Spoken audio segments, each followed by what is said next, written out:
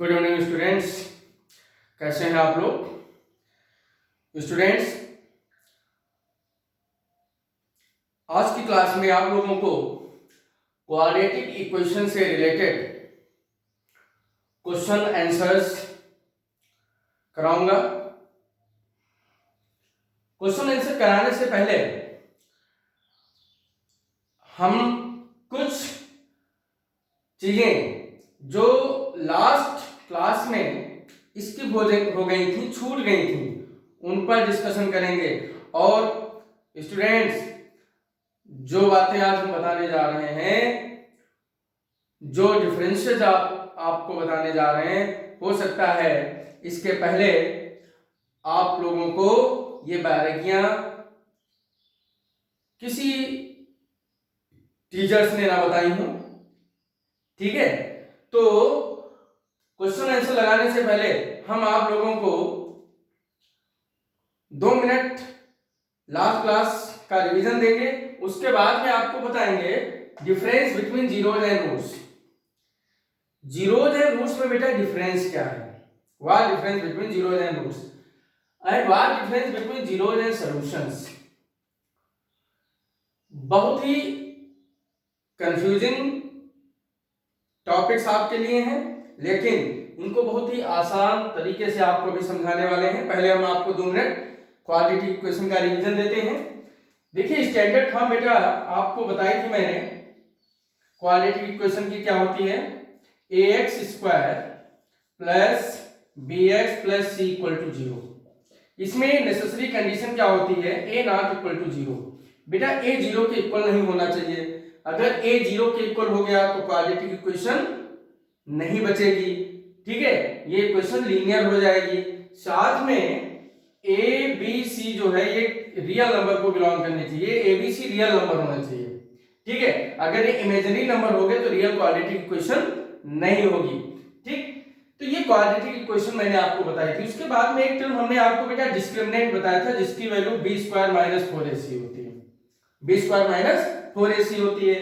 अब मैंने इससे रिलेटेड कुछ चीजें बताई थी। मैंने बताया था कि अगर d की वैल्यू 0 के इक्वल है, डिस्क्रिमिनेंट आपका 0 है, डिस्क्रिमिनेंट आपका 0 है, तो क्वाड्रेटिक इक्वेशन के जो जीरोज होते हैं वो क्या होते हैं, zeros of quadratic equations are real and equal, real and equal.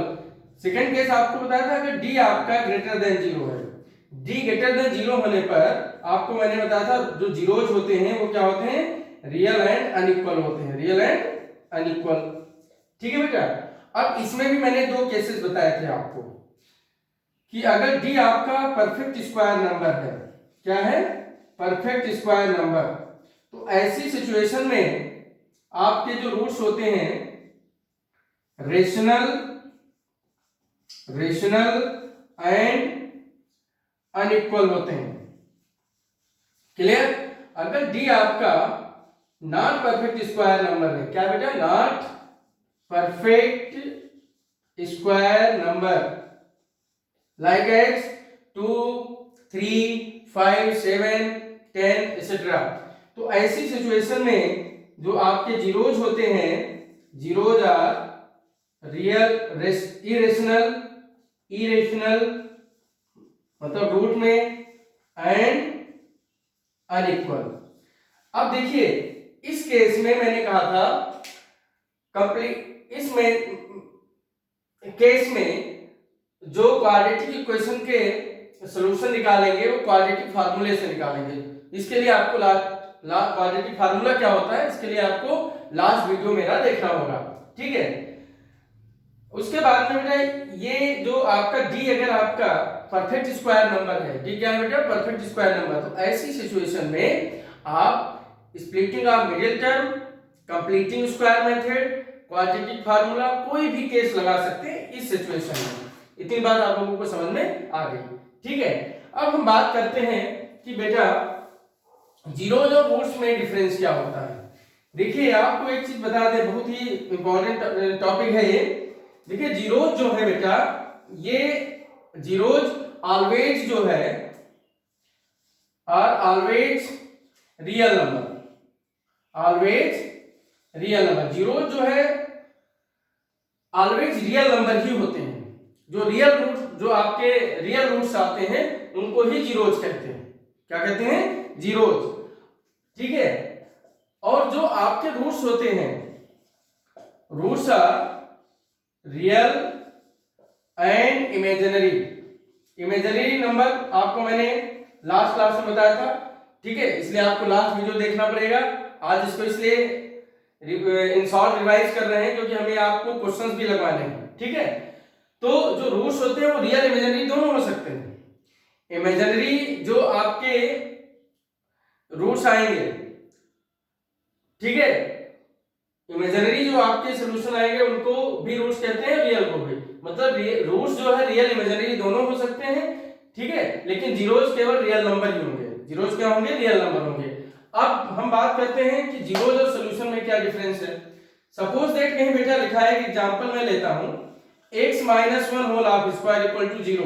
तो यहाँ पे आप देख पा रहे हैं कि इसको आप लिख सकते हैं x minus one equal to 0। x की वैल्यू बेटा 1, 1 हो गई। x की वैल्यू क्या हो गई? 1, 1। तो इसके जो जीरोज होंगे वो क्या होंगे? जीरोज यहाँ पे आपके होंगे 2, मतलब 1 and 1। जीरोज क्या होंगे यहाँ पर? 2। रूट्स क्या होंगे? 2। मैंने अभी आपसे कहा था रूट्स रियल इमेजिनरी दोनों हो सकते हैं, तो इसको रूट्स जीरो कुछ दोनों चीजें कह सकते हैं। ठीक है, और अब इसमें जब हम सॉल्यूशन की बात करते हैं, सॉल्यूशंस, तो बेटा सॉल्यूशन सिर्फ इसका एक होगा। क्यों? अगर जीरोज रिपीट होते हैं, ये पहला वाला केस, रियल एंड इक्वल अगर आते हैं, जीरोज अगर रियल एंड इक्वल आते हैं, उसके सॉल्यूशन में सिर्फ एक लिखा जाता है। सॉल्यूशन सदैव सेट होता है, सेट ऑफ सॉल्यूशन। तो इसके जो नंबर ऑफ सॉल्यूशन होंगे बेटा, उसके नंबर ऑफ सॉल्यूशन क्या होंगे? इसके नंबर ऑफ सॉल्यूशन 1 होंगे। क्या होंगे? 1। ठीक है, फॉर एग्जांपल अगर कहीं पर लिखा है x minus one whole half square x minus 2 equal to 0, तो अब इसमें आपके अगर जीरोज की हम बात करें तो जीरोज क्या होंगे? 1, 1, 2। ठीक है, जीरोज क्या होंगे? पहले इसको 0 की इक्वल लेंगे तो 1, 1 आएगा, जब इसको 0 की इक्वल लेंगे तो 2 आएगा। तो इसके जीरोज क्या होंगे बेटा? 1, 1, 2। लेकिन जब आप सॉल्यूशन की बात करते हैं तो इसमें 1, 2, मतलब नंबर ऑफ सॉल्यूशन की अगर बात करते हैं तो इसमें नंबर ऑफ सॉल्यूशन आपके 2 होंगे। अक्सर ये एग्जाम, ये क्वेश्चन कॉम्पिटिटिव एग्जाम्स में आता रहता है। कोई क्वेश्चन दे दीजिए तो उसमें पूछ देता है नंबर ऑफ सॉल्यूशंस कितने होंगे, नंबर ऑफ रूट्स कितने होंगे, नंबर ऑफ जीरोज कितने होंगे। तो आपको शायद इस एग्जांपल के थ्रू आप इसको अच्छी प्रकार से नोट कर लीजिए। ठीक है, ये चीजें क्लियर हो गई होंगी। इसमें डिफरेंस आपको याद रहना चाहिए कि जीरोज रूट्स में डिफरेंस क्या है। फिर मैं रिपीट करता हूँ, जीरोज ऑलवेज जो है रियल नंबर होते हैं, रूट्स रियल इमेजिनरी कुछ भी हो सकते हैं। ठीक है, जीरोज सॉल्यूशन में डिफरेंस आपको एग्जांपल के थ्रू बताया कि अगर इक्वल आपके जीरोज आते हैं तो वो जीरोज की काउंटिंग में शामिल किए जाते हैं, लेकिन जब नंबर ऑफ सॉल्यूशन की बात करी जाती है तो जो रिपीटेड आपके नंबर्स होते हैं उनको एक बार ही कहते हैं, तो वहां पे काउंटिंग उस हिसाब से चलती है। इतनी बात आपको समझ में आ गई। तो ये चीजें लास्ट क्लास में बेटा जो छूट गई थी, स्किप कर गई थी, इसीलिए हमने इसको बताना उचित समझा। ठीक है, आज हम क्वेश्चन डिस्कस करने जा रहे हैं। लास्ट क्लास में आपको इससे रिलेटेड थ्योरी मैंने बताई थी। ठीक, अब क्वेश्चन को बहुत ध्यान से समझिएगा। आपके सामने जो भी क्वेश्चंस लिखे हैं, इस प्रकार के क्वेश्चन आपके एग्जाम्स में पूछे जाते हैं। बेटा पहला क्वेश्चन आपका क्या है? फर्स्ट क्वेश्चन आपका है, एक quadratic equation 3x square minus kx minus 3 having real and equal roots, find the value of k। ये जो क्वाड्रेटिक इक्वेशन आपकी दी है बेटा, quadratic equation 3x square minus k into x minus 3 equal to 0। ठीक है, इसमें a आपका क्या है? 3 है, b क्या है? माइनस k, और c क्या है बेटा? माइनस 3। जब आप इसको स्टैंडर्ड इक्वेशन से कंपेयर करेंगे तो a b c की वैल्यू ये आएगी। ठीक, अब हम डिस्क्रिमिनेंट निकालेंगे। क्या निकालेंगे? डिस्क्रिमिनेंट। डिस्क्रिमिनेंट क्या होता है? b square minus 4ac, b square minus 4ac minus k square minus 4ac, क्या आ जाएगा बेटा? k square. क्लियर? इसको थोड़ा सा चेंज करिए, यहाँ पे प्लस करिए, नहीं तो इमेजिनरी आपको चीजें मिलेंगी। ठीक है, ये प्लस कर लेते हैं, थोड़ा क्वेश्चन को हम चेंज कर लेते हैं, यहाँ भी प्लस कर लीजिए। ठीक है, क्योंकि अपनी तरफ से मैंने एग्जांपल लिया है। तो ये आपका हो गया माइनस 36। ठीक, तो k स्क्वायर माइनस 36 ये d की वैल्यू आ गई। इतना इतना क्लियर हो गया बेटा। अब देखिए इसमें क्या कह रहा है कि quadratic equation having real and equal roots. देखिए for real and equal roots आपको मैंने बताया है डिस्क्रिमिनेंट जीरो होता है। For real and equal roots बेटा रियल और इक्वल रूट्स के लिए डिस्क्रिमिनेंट आपका क्या होता है बेटा, जीरो होता है। तो यहां से b स्क्वायर माइनस 4ac क्या हो जाएगा, जीरो। k स्क्वायर माइनस 36 क्या हो जाएगा बेटा, जीरो। k स्क्वायर की वैल्यू क्या आ जाएगी, 36। तो k जब स्क्वायर रूट लेंगे तो plus minus 36 plus minus 6 and plus 6। There are two possible values of k, minus 6 and plus 6। ठीक है, आई थिंक आपको ये क्वेश्चन समझ में आ गया होगा, क्योंकि रियल और इक्वल रूट्स के लिए हम डिस्क्रिमिनेंट जीरो लेते हैं। डिस्क्रिमिनेंट जीरो अप्लाई करने पर हमारी k की वैल्यू ये 2 आ गई। ठीक है, ये कंडीशन हमने लास्ट क्लास में आपको बताई थी। तो बेटा इस प्रकार से क्वेश्चन नंबर 1 का सॉल्यूशन हो गया, आप लोगों ने नोट कर लिया होगा। ठीक है, अब बेटा हम क्वेश्चन नंबर 2 का सॉल्यूशन देखते हैं। क्वेश्चन नंबर 2 को हम कैसे करेंगे, ध्यान से समझिएगा, बहुत इंपॉर्टेंट क्वेश्चन है। क्वेश्चन नंबर 2 देखिए, क्वाड्रेटिक इक्वेशन क्या है बेटा, quadratic equation lambda x square minus 5 time F x minus 3 equal to 0। ये आपका बेटा 0 है। ठीक है, have real roots, find the real value of lambda. बेटा ये इसके रूट्स जो हैं आपके क्या हैं, रियल हैं। ठीक है, तो जब रियल रूट्स हैं तो ऐसी सिचुएशन में लेमडा की वैल्यू निकालनी है। तो देखिए बेटा ए यहां पर क्या होगा, लेमडा, बी की वैल्यू क्या होगी -5, सी क्या होगा -3। पहले हम डिस्क्रिमिनेंट निकालते हैं। क्या निकालते हैं, discriminant. B square minus 4ac minus 5 square minus 4ac। तो बेटा क्या हो गया, 25 प्लस 12 लेमडा, 25 प्लस 12 लेमडा। अब देखिए for real roots, real roots के लिए कंडीशन क्या लेंगे बेटा, d greater than equal to 0 लेंगे। क्यों, क्योंकि रियल इक्वल में, रियल एंड इक्वल में d इक्वल टू 0 होता है, रियल अनइक्वल में d ग्रेटर देन 0 होता है। यहां पर इक्वल अनइक्वल की बात नहीं कह रहा है, यहां पर सिर्फ रियल की बात कर रहा है। तो सिर्फ रियल के केस में हम ग्रेटर देन इक्वल टू लेंगे, ग्रेटर देन की भी कंडीशन लेंगे, इक्वल टू मतलब फर्स्ट और सेकंड कंडीशन को हम मिला के लिख देंगे। तो अब यहां से बेटा क्या आ जाएगा, 25 plus 12 lambda greater than equal to 0, 12 lambda greater than equal to, इसको उधर ले जाएंगे तो -25 हो जाएगा, lambda greater than equal to -25/12। इसका मतलब लेमडा की एक वैल्यू तो इक्वल टू आ गई -25/12, मतलब एक ये वैल्यू आ गई, और दूसरी वैल्यू लेमडा की क्या आएगी, ग्रेटर देन -25/12, मतलब इससे बड़ी कोई भी वैल्यू लेमडा की हो सकती है। ठीक है, तो इस प्रकार से फर्स्ट 2 क्वेश्चन को हम सॉल्व करेंगे। अब नेक्स्ट क्वेश्चन देखिए, ये आपने पॉलिनोमियल में भी इसको आप रिपीट करेंगे, पढ़ेंगे, और 9th में भी चैप्टर था पॉलिनोमियल, उसमें भी आपने कुछ इस प्रकार के क्वेश्चंस पढ़े होंगे। ठीक है, तो ये क्वेश्चन आपको आई होप समझ में आ गया होगा। अब देखिए बेटा नेक्स्ट क्वेश्चन, नेक्स्ट क्वेश्चन कैसे करेंगे, क्वेश्चन नंबर 3 काफी अच्छा क्वेश्चन है, इसको कैसे सॉल्व करेंगे। देखिए क्वेश्चन क्या है, if alpha and beta are zeros of quadratic equation. देखिए क्वाड्रेटिक इक्वेशन क्या है आपकी, क्वाड्रेटिक इक्वेशन है 2x square minus x minus 3 equal to 0। तो बेटा यहां से a की वैल्यू क्या आ गई 2, b आपका -1 और c आपका क्या आ गया -3। क्लियर। अब देखिए यहां पर दिया है अल्फा एंड बीटा, क्योंकि क्वाड्रेटिक इक्वेशन में नंबर ऑफ जीरोस होते हैं 2। क्वाड्रेटिक इक्वेशन के नंबर ऑफ जीरोस क्यों कितने होते हैं, 2। क्यों 2 होते हैं, क्योंकि जीरो डिपेंड करता है नंबर ऑफ डिग्री पे। क्वाड्रेटिक इक्वेशन की डिग्री 2 होती है, तो इसके नंबर ऑफ जीरोस बेटा क्या होंगे, 2 होंगे।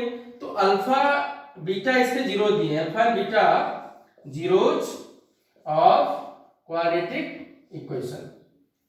ठीक, तो अब देखिए यहां से आपने पढ़ा होगा कि इसमें सम ऑफ जीरोस और प्रोडक्ट ऑफ जीरोस में कंडीशन होती है।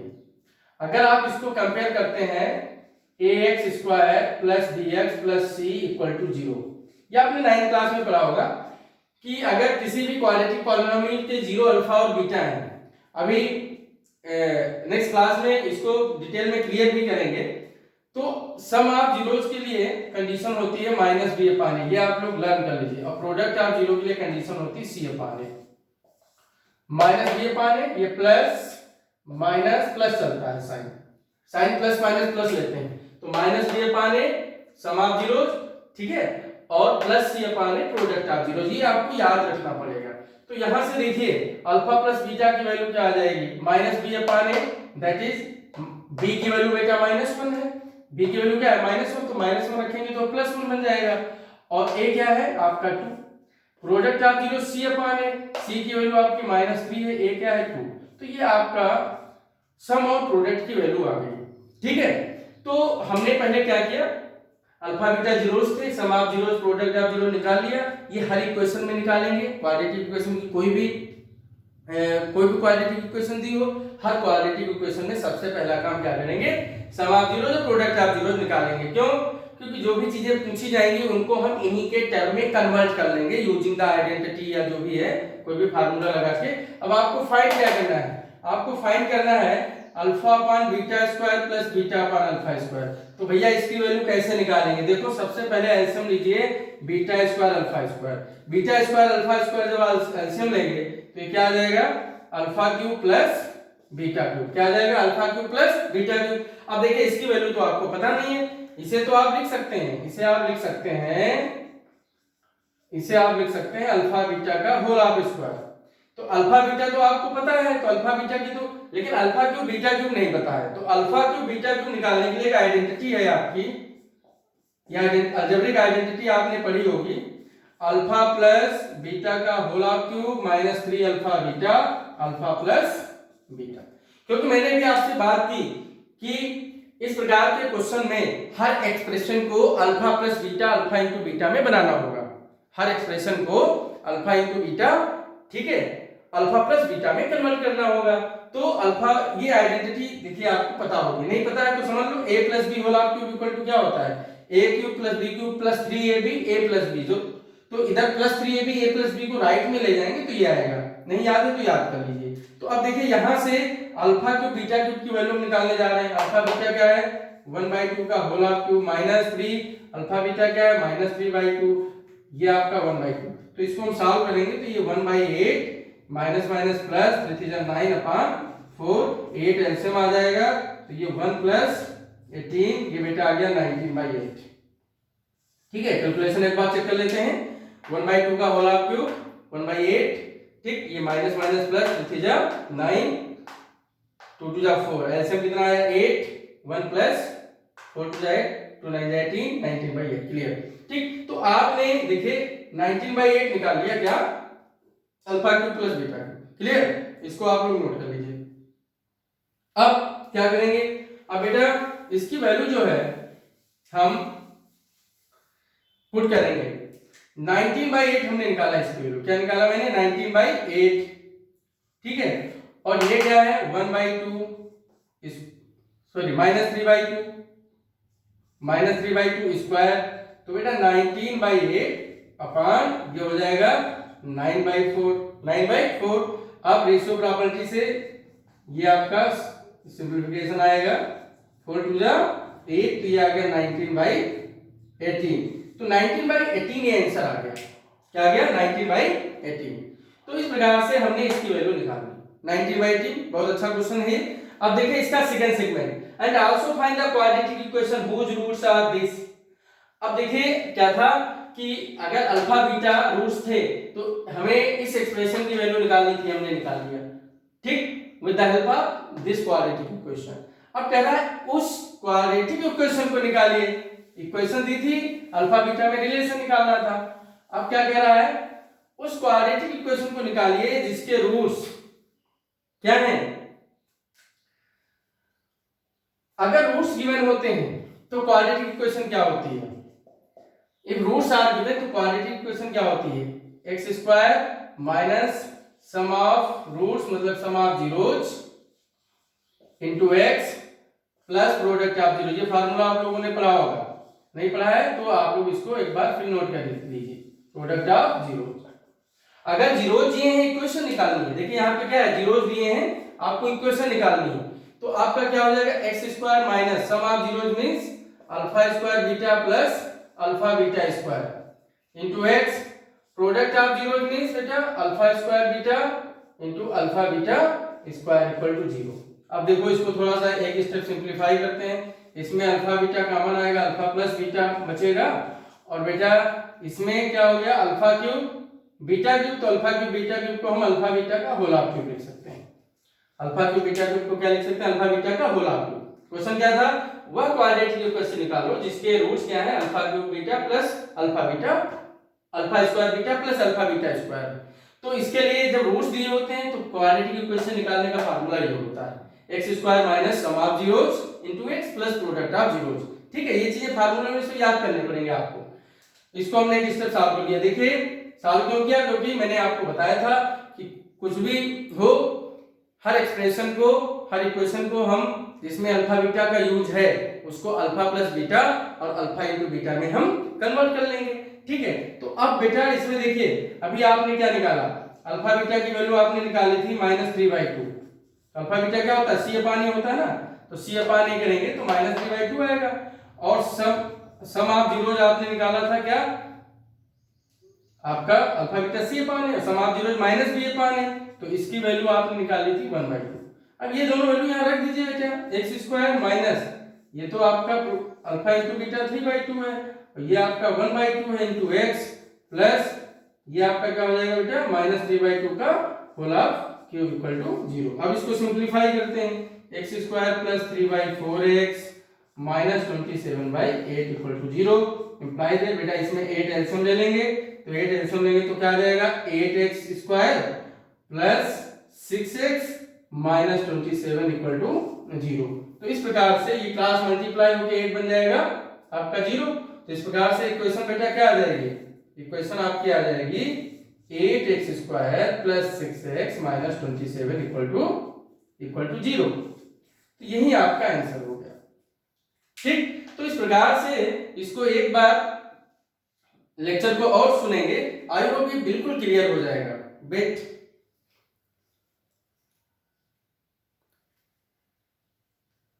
अब देखिए बेटा last question, question number 4। Question number 4 कैसे करेंगे, आज का लास्ट क्वेश्चन।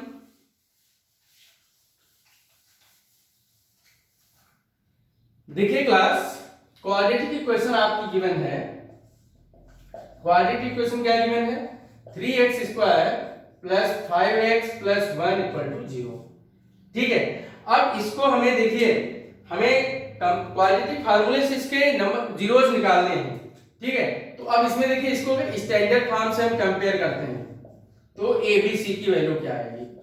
अगर बेटा स्टैंडर्ड फॉर्म से कंपेयर करते हैं तो ए की वैल्यू 3 आएगी, बी आपका 5 आएगा, सी आपका 1 आएगा। क्लियर। अब आपको एक बात बताते हैं, जब भी फैक्टर करने हो, ठीक है, आपके जीरोस निकालने हो, तो सबसे पहला काम क्या करते हैं, डिस्क्रिमिनेंट निकाल लेते हैं। डिस्क्रिमिनेंट क्यों निकालते हैं, क्योंकि डिस्क्रिमिनेंट निकालने से हम श्योर हो जाते हैं कि उस क्वाड्रेटिक इक्वेशन के रियल फैक्टर होंगे कि नहीं होंगे, और हम बात समझे कि, और हम ये भी श्योर हो जाते हैं कि जो फैक्टर्स आएंगे उनका नेचर क्या होगा, क्योंकि क्वाड्रेटिक इक्वेशन डिस्क्रिमिनेंट का यही तो रूल होता है क्वाड्रेटिक इक्वेशन में। तो डिस्क्रिमिनेंट जब इसका निकालेंगे तो बेटा b स्क्वायर माइनस 4ac देखिए क्या आता है, b square means 5 square 25 minus 4ac, तो आपका आ गया 25 माइनस 12, ये बेटा 13 आ गया, 13 ग्रेटर देन 0। और ये नॉट परफेक्ट स्क्वायर नंबर है, नॉट परफेक्ट स्क्वायर नंबर। तो मैंने आपसे बात की थी लास्ट क्लास में कि अगर डिस्क्रिमिनेंट परफेक्ट स्क्वायर नंबर नहीं है तो splitting of middle term apply नहीं कर सकते। आप इसमें अप्लाई करके देखिए, क्लास 8 से आप इसको पढ़ते आ रहे हैं, स्प्लिटिंग ऑफ मिडिल टर्म आप क्लास 8 से पढ़ते हुए आ रहे हैं, 8 में पढ़ा, 9th में पढ़ा, 10th में पढ़ रहे हैं। तो बेटा अगर डिस्क्रिमिनेंट परफेक्ट स्क्वायर नंबर नहीं है, बहुत ही मुद्दे की बात है, point be noted.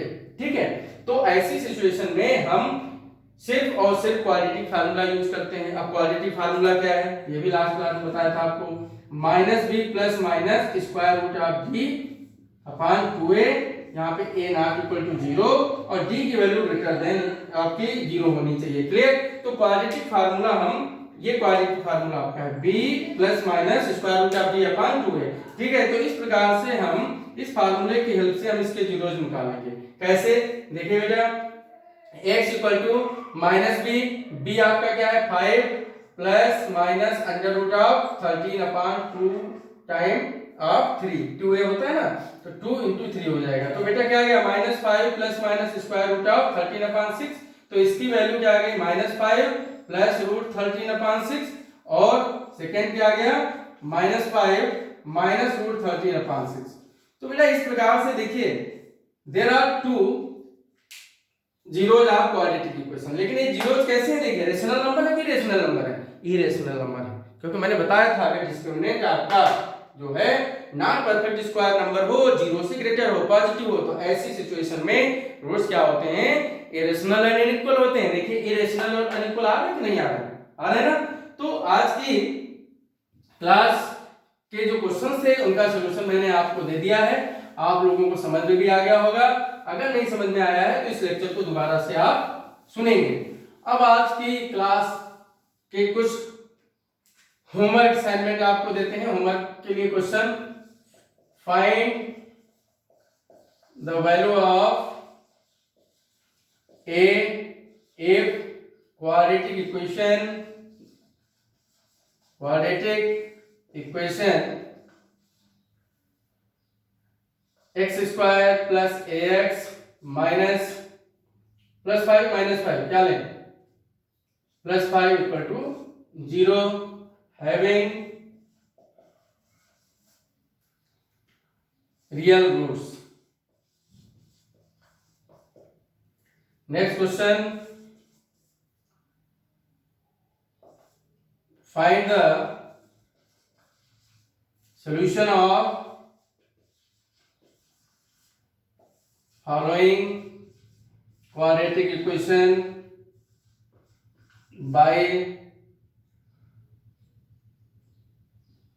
factorization and by quadratic formula। quadratic formula factorization दोनों से करना है। factorization means स्प्लिटिंग आर्बिट्रेटर यहाँ यूज करना है। पहला x square plus 5x plus 6 equal to 0, second one x square plus x minus 1 equal to 0। ठीक है, तो आज का ये होमवर्क असाइनमेंट है। आज की क्लास यहीं पे ओवर करते हैं। स्टूडेंट्स नेक्स्ट वीडियो को देखने के लिए, समय से आपको वीडियो मिल सके तो आप अपने डीएस तोमर सर का maths channel maths by DS Tomar sir को सब्सक्राइब करें, शेयर करें और लाइक करें। ठीक है, और इस लॉकडाउन के पीरियड में अपने फ्रेंड्स की भी हेल्प करें। इसी शब्दों के साथ, इन्हीं क्वेश्चंस के साथ अपनी बात को समाप्त करते हैं। धन्यवाद।